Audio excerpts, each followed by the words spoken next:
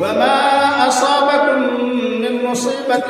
فبما كسبت أيديكم ويعفو عن كثير. وعن عائشة رضي الله تعالى عنها قالت سمعت رسول الله صلى الله عليه وسلم قال ما من مسلم يشاق شوكة فما فوقها إلا كتبت له بها درجة ومحيت عنه بها خطيئة. اللہ عز و جل کا ارشاد گرامی ہے وما اصابکم من مصیبت، جو بھی تم لوگوں کو پریشانیاں آیا کرتی ہیں، جیسی بھی ہو، جانی ہو، مالی ہو یا بدنی ہو، کسی بھی قسم کی پریشانی آتی ہے، اولاد ختم ہو جائے، انتقال کر جائے، تم خود مر جاؤ، بیمار ہو جاؤ یا ایکسیڈنٹل حادثات سے دو چار ہو کر کے جسم کا کوئی عضو بیکار ہو جائے، نابینا ہو جاؤ، غرض ہے کہ کسی بھی قسم کی جسم میں کوئی پریشانی آئے، بیماری سے متعلق ہو، جان سے متعلق ہو، مالی حادثات آ جائیں، کھیتی باڑی میں نقصان ہو جائے، کاروبار میں نقصان ہو جائے، مال تمہارا لوٹ لیا جائے، چھین لیا جائے، اور کچھ بھی پریشانی آ سکتی ہے، آسمانی پریشانی آ سکتی ہے، زمینی کوئی پریشانی آ سکتی ہے، پریشانی کی کوئی بھی شکل ہو، اب یہ آپ اتنا خود سے سمجھ لیجئے کہ ہم نے ہر قسم کی پریشانی کو آپ کو بیان کر دیا اور بتا دیا. وما اصابکم من مصیبت فبما کسبت ایدیکم، یہ تمام قسم کی پریشانیاں آنے کی وجہ تمہارے اپنے اعمال ہوا کرتے ہیں، تمہارے اپنے کارنامے ہوتے ہیں. مسلمانوں کو یہ غور کرنا چاہیے کہ سب سے پہلے سوال کو خود سے یہ پوچھے، خود سے یہ غور کرے کہ مجھے یہ جو پریشانی آئی ہوئی ہے کسی بھی قسم کی، چاہے میں بیماری میں مبتلا ہوں یا مجھے کوئی ذہنی ٹینشن ہو گئی ہے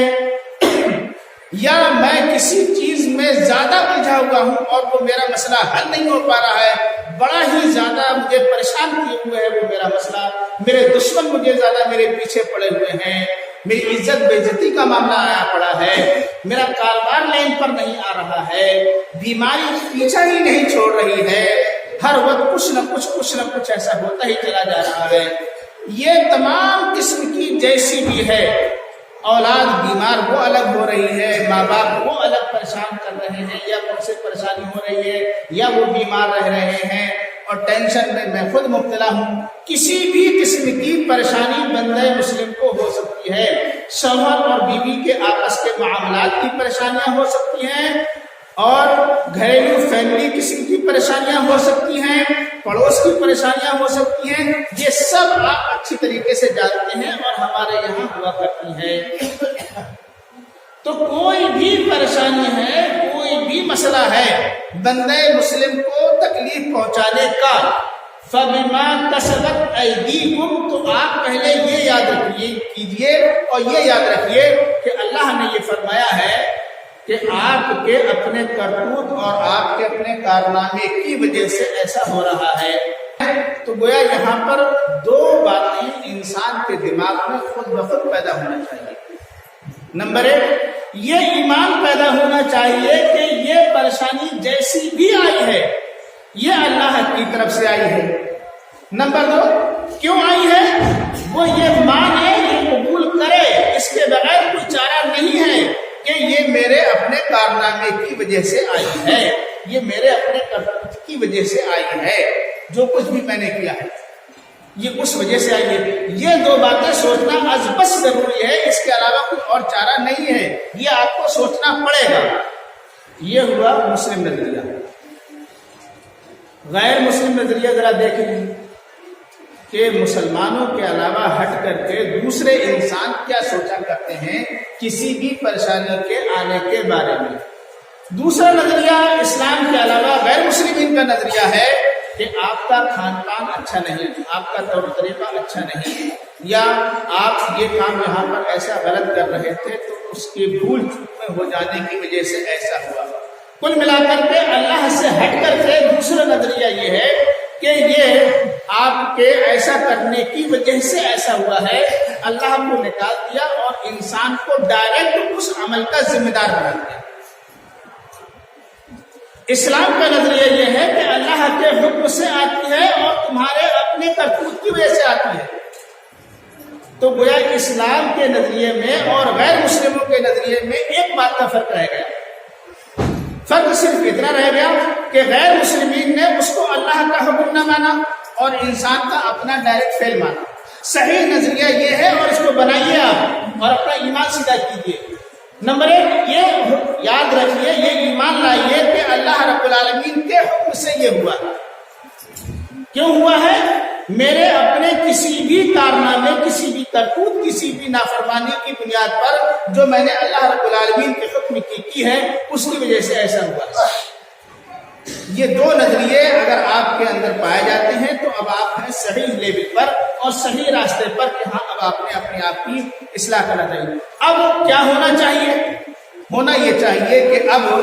اللہ کی طرف سے آئی ہے اور میرے اپنے کارنامے کی وجہ سے یہ پریشانی آئی ہے، تو میں اللہ کو راضی کروں اور اپنے اعمال کی اصلاح کروں، بس یہ پریشانیاں آپ کی ختم ہوں۔ ایک دوسرا نظریہ، ایک ساتھ میں تیسری بات اور ہے کہ پریشانیاں بسا اوقات ایسے شخص پر بھی آیا کرتی ہیں جو بالکل اپنے ایمان میں صحیح سالم مومن کامل ہوگا، غلطی اس کی کچھ نہیں ہوگی، گناہ اور نافرمانی اس کی قطع نہیں ہوگی، لیکن پھر بھی بڑی پریشانی بھی، مصیبت بھی اور بیماری بھی آ سکتی ہے اور آئی ہوگی، ایسا بھی ہوگا۔ اس کا جواب حدیث پاک میں رسول اللہ صلی اللہ علیہ وسلم نے دیا ہے، الا کتبت لہ بہا درجہ۔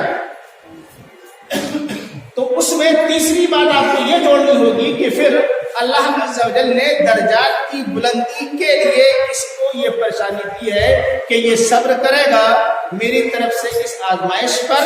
اور پھر میں اس کے درجات بلند کروں گا، اس کو عظیم مرتبہ عطا کروں گا۔ وہ تیسری بات یہ ہوئی۔ خیر، اب آپ نے یہ سب باتیں سماعت کر لی اسلامی نقطۂ نظر کے اعتبار سے کہ کوئی بھی پریشانی کیوں آیا کرتی ہے، اس کی وجوہات کیا ہوا کرتی ہے۔ ہم اور آپ ان پریشانیوں کے آنے کے بعد جو رویہ اور جو طریقہ اپناتے ہیں، اب وہ سماعت کیجیے کہ ہمارے اور آپ کے معاشرے میں جو یہ پریشانیاں ہمیں اور آپ کو آتی ہیں تو اس میں ہمارا رویہ اور طریقہ ہمارے مسلم معاشرے کا کیا ہوا کرتا ہے۔ ہمارا پورا مسلم معاشرہ ہر جگہ، صرف ایک آپ نہیں، میں آپ کو اپنے اسلام کو قائم اور دائم ہونے کے لیے اور صحیح طریقہ اختیار کرنے کے لیے آپ کو آمادہ کر رہا ہوں، دعوت دے رہا ہوں کہ حضرات گرامی اپنے اعمال کی ذرا آپ اصلاح کریں اور دیکھیں کہ اللہ عز و جل ہمیں کس طرف بلا رہا ہے اور کیا ہم سے چاہ رہا ہے، ہم کر کیا رہے ہیں، ہمارے اعمال میں کھوٹ یہاں کیا پایا جاتا ہے۔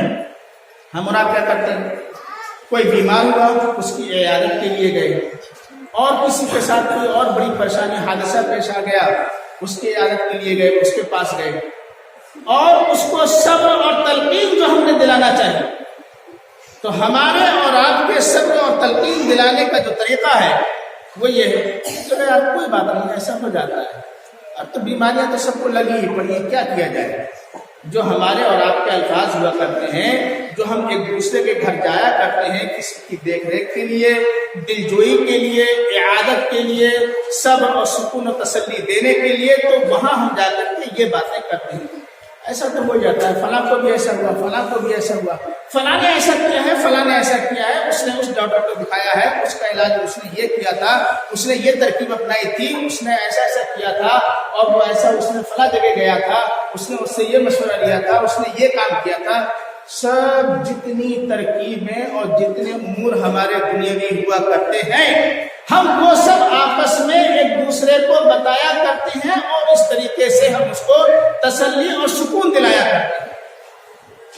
اس طریقے سے ہم اس کی ٹھاس بتایا کرتے ہیں۔ قطعاً ایسا نہیں ہوتا، معاف کیجیے گا اور سنیں اچھی طریقے سے، دھیان دے کے سنیں۔ ہم یکسر بھول بیٹھے ہوتے ہیں، حالانکہ ہم جس کی عیادت کے لیے اور جس کی دلجوئی کے لیے گھر گئے ہوتے ہیں وہ ہمارا یا تو چچا ہوتا ہے یا بھتیجا ہوتا ہے یا بھائی ہوتا ہے، خالہ ماموں کوئی بھی ہوتا ہے، یہ سب ہمارے اپنے رشتے دار ہوا کرتے ہیں، اور ہم اچھی طرح جانتے ہیں کہ اس کے کارنامے ہیں کیا، یہ کرتا کیا ہے، اس کا پورا شب و روز کا بایو ڈاٹا ہمارے پاس بھی ہوتا ہے، لیکن اس کے باوجود بھی ہم اس کے ان اعمال سے آنکھیں اپنی بھی بند کر لیتے ہیں، زبان اپنی خاموش کر لیتے ہیں، اور اس کو دنیا بھر کی تمام ترکیبیں سجاتے اور بتاتے ہیں۔ ایک کی بھی ہم میں سے یہ ہمت نہیں ہوا کرتی، بیٹے، بھائی، چچا، ماموں، پیار اور محبت کے الفاظ بول کر آپ یہ کہہ دیے کم از کم، آپ ذرا اپنے اعمال پر تو غور کر لیجئے کہ آخر یہ وجہ کیا ہے کہ آپ کو یہ پریشانی آئی کیوں۔ ہم میں سے کسی کی ہمت نہیں ہوتی کہ ہم اس کے اس وقت پاس جا کر کے اس کے ایمان کا تذکرہ کریں اور ایمانیات میں ڈال کر کے اس کو یہ سب سکون تسلی دلائیں اور احساس بتائیں، دلائیں، جگائیں کہ آخر یہ وجہ، یہ پریشانی آنے کی کیا ہے، کیوں آئی۔ اور میں آپ کو آج یہی تو سمجھا رہا ہوں کہ ہمارا طریقہ کار کیا ہوتا ہے، کیوں آتی ہے، وہ میں نے کئی بار بتا دیا۔ تو ہمیں اور آپ کو اس کے پاس جانے کے بعد جانا چاہیے اور دلجوئی کرنا چاہیے، صبر دلانا چاہیے، اپنے مسلم بھائی کے پاس جانا یہ اسلامی حکم ہے، اور اس کو تسلی دلانا یہ اسلام کا حکم ہے، ضرور جانا چاہیے۔ جا کر کے جو ہمیں صحیح راستہ اختیار کرنا چاہیے تب وہ ہم نہیں کرتے، وہ ہمیں اور آپ کو کرنا چاہیے۔ پیار و محبت سے تنہائی میں جا کر آپ اس سے کہیں کہ آپ اپنے اعمال پر ذرا غور کرو کہ کیا ہے، حالانکہ وہ اپنی بے عزتی کی خاطر شاید آپ سے یہ کہے کہ میں کیا کر رہا ہوں، تو کچھ بھی نہیں کر رہا ہوں، وہ ایسے بولے گا، لیکن حضرات یہ بہت اچھا موقع اور وقت ہوتا ہے کہ آپ اس کو اس کے اسلام کی دعوت دیں اور سمجھائیں۔ آپ فوراً غور کرو، بار بار غور کرو، سمجھو اور دھیان دو۔ ہمیں اتنا نہیں معلوم تو تمہیں خود اپنے اعمال کے بارے میں معلوم ہے کہ یہ پریشانی کیوں آئی ہے۔ اللہ تعالیٰ نے تمہیں یہ پریشانی دی ہے، اس کی وجہ یہ ہے کہ وہ تمہارے گناہوں کا کفارہ کر رہا ہے، گناہ مٹا رہا ہے پریشانیاں دے کر کے، اور وہ تمہیں اپنی طرف بلانا چاہ رہا ہے، یعنی کہ تم اپنی ان برائیوں کو، ان کارناموں کو چھوڑ دو، ان نافرمانیوں کو چھوڑ دو جو کرتے آ رہے ہو، اور تم اللہ رب العالمین کی گرفت سے بچ جاؤ۔ مگر ہم میں سے کوئی ایسا نہیں کرتا۔ ہمارے اور آپ کے یہاں دنیاوی ترکیبیں بتانا اور اس پریشانی سے نکلنے کے ہتھ کنڈے اور طور و طریقے اور ترکیبیں بتانا یہ ہمیں سب آتا ہے۔ دوسروں کی مثالیں دے دے کر کے سب دلانا ہمیں آتا ہے، فلاں کے ساتھ ایسا ہوا تھا، فلاں کے ساتھ ایسا ہوا تھا، اس نے ایسا کیا تھا، اس نے ایسا کیا تھا۔ کیا کریں، ایسا تو ہاں دنیا میں لگا ہی ہے، سب کے ساتھ آتی ہیں، یہ وقت آیا ہے گزر جائے گا، پریشانیاں آتی ہی جانے کے لیے ہیں، ہمیں ہر ایک کے ساتھ ہمیشہ تھوڑی رہا کرتے، کوئی بات نہیں ہے، ایسا ہو جائے گا، یہ آپ کا طریقہ ہے۔ اسلام قطعاً یہ طریقہ نہیں بتاتا کہ آپ ایسے کہیں، آپ ایسے کریں۔ صبر اور تسلی دلائیے اور کہیے کہ یہ آپ کے حق میں جو بھی پریشانی آئی ہے اس کو برا نہ جانو، اس کو غلط نہ جانو، بلکہ اس کو ایک دوسرے طرف کی، دوسرے انداز کی، منفی انداز کی اپنے اوپر اللہ کی رحمت جانو کہ اس نے تمہاری بہت ساری خطاؤں اور بہت ساری برائیوں کی جو گرفت وہ آخرت میں کرتا، وہاں پر کرنے سے اس نے آپ کو روک دیا، ختم کر دیا، اور تمہاری گناہوں کا، برائیوں کا اس نے کفارہ بنا دیا اس پریشانی اور اس مصیبت کو۔ لہذا آخرت میں آپ کو ان برائیوں سے جو اب تک آپ سے ہوئی ہیں نجات دینا چاہا ہے، اس کی ایک تو رحم کرم اور فرمائی آپ کے اوپر یہ ہوئی ہے۔ نمبر 2، دوسرا یہ کہ آپ کو رب اپنی طرف کھینچ رہا ہے اور بلا رہا ہے، مطالبہ کر رہا ہے کہ میرے بندے کی عقل دوبارہ سے ٹھوکر کھا کر ٹھکانے آ جائے اور میرا بندہ میری طرف مائل ہو جائے اور وہ اپنے ان اعمال سے، برائیوں سے باز آ جائے جو وہ کرتا ہے۔ تو اس اعتبار سے یہ بندے کو اللہ تعالیٰ اپنی طرف کھینچنا چاہ رہا ہے، لہٰذا آپ اپنے اعمال کی اصلاح کر کے اپنے رب کی طرف آ جاؤ، پلٹ جاؤ، تاکہ اب مستقبل کی زندگی تمہاری چین اور سکون کی ہو سکے اور اللہ رب العالمین کی رحمتیں اور نوازشیں تمہارے اوپر ہو سکے۔ یہ ہونا چاہیے ہمارا اور آپ کا طریقہ، ورنہ ہم اور آپ میں سے بہت سارے لوگ اعادت کے لیے یا اس کی خیر و عافیت کے معلوم کرنے کے لیے جاتے ہیں، تو بہت سارے تو ہم میں سے ایسے بھی ہوتے ہیں جو بدلے کے طور پر جاتے ہیں یا صرف شکایت کے مٹانے کے طور پر جاتے ہیں۔ یہ بھی ہمارا اور آپ کا طریقہ ہے جناب۔ نہیں جاؤں گا تو یہ شکایت آئے گی کہ بھئی ہمیں دیکھنے کے لیے بھی نہیں آئے، ارے چلو وہ فلاں آیا تھا، ہمارے ساتھ بھی ایسا ہوا تھا، فلاں آئے تھے تو ہمیں بھی چاہیے کہ ہم ان کے گھر جائیں۔ تو یہ ہمارا طریقہ ہوتا ہے بدلے دیے جانا، یا اپنے اوپر شکایت کا موقع نہ آئے تو اس شکایت کو ٹالنے کے لیے آنا۔ مسلمانوں، آپ کا حال کیا ہوا ہے؟ آپ اپنے دین سے کتنے بیزار ہو گئے ہو، آپ کس قدر اپنے دین کو کھوئے بیٹھے ہو، آپ کو کچھ احساس نہیں، قطعاً آپ کو یہ پتہ نہیں لگتا کہ ہمیں ہمارا دین کیا کہہ رہا ہے۔ بھلا بتائیے، آپ ایسے موقع پر بھی اپنے دین کو پہنچانا نہیں چاہتے جو عین موقع ہوتا ہے کہ بندے کو اس کے دین سے قریب کیا جائے، دین کی دعوت دی جائے۔ رسول اللہ صلی اللہ علیہ وسلم نے ارشاد فرمایا، حدیث قدسی میں بیان فرمایا آپ نے کہ قیامت کے دن اللہ تعالی بندوں سے شکایت کرے گا، میں بیمار تھا، تو نے میری مزاج پرسی نہیں کی، میں بھوکا تھا، تو نے مجھے کھانا نہیں کھلایا، مجھے یہ پریشانی تھی، تو میری پریشانی کو پوچھنے نہیں آیا۔ بندہ کہے گا، اللہ تو کب بیمار تھا، تو کب بھوکا تھا، اور تو کب کون سی پریشانی میں مبتلا تھا کہ میں تیری یاد کرنے کے لیے آیا؟